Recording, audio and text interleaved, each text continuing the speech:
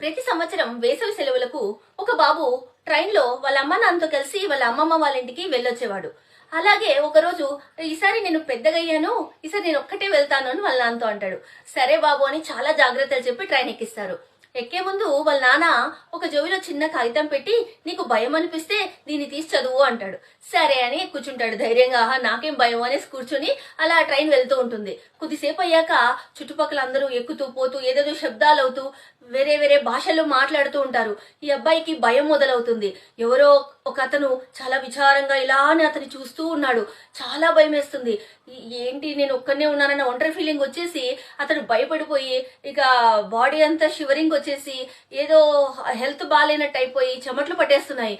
అప్పుడు ఒక్కసారి వాళ్ళ నాన్న చెప్పింది గుర్తొచ్చి ఆ జోబిలోంచి ఆ చీటీ తీసి చూస్తాడు. చూస్తే నేను పక్క కంపార్ట్మెంట్ లోనే ఉన్నాను అని దాంట్లో రాసి ఉంటుంది. అప్పుడు ఎక్కడ లేని ధైర్యం వచ్చేస్తుంది ఆ అబ్బాయికి. ఇక అస్సలు భయం వేయదు.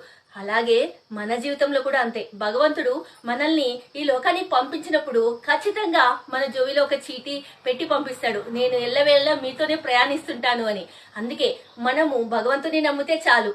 ఆయన ఎప్పుడు మనకు తోడుగా ఉంటాడు. ఏ కష్టం వచ్చినా ఆయన నమ్ముకోండి. ఆయన రాకపోయినా ఎవరో ఒకరి రూపంలో మనకు సహాయం చేయడానికి ఖచ్చితంగా ఎవరో ఒకరిని పంపుతారు. ఈ సమాజంలో మనం ఉన్నంత వరకు భగవంతుడు మనకు తోడు ఉంటాడు. అందుకే ధైర్యంగా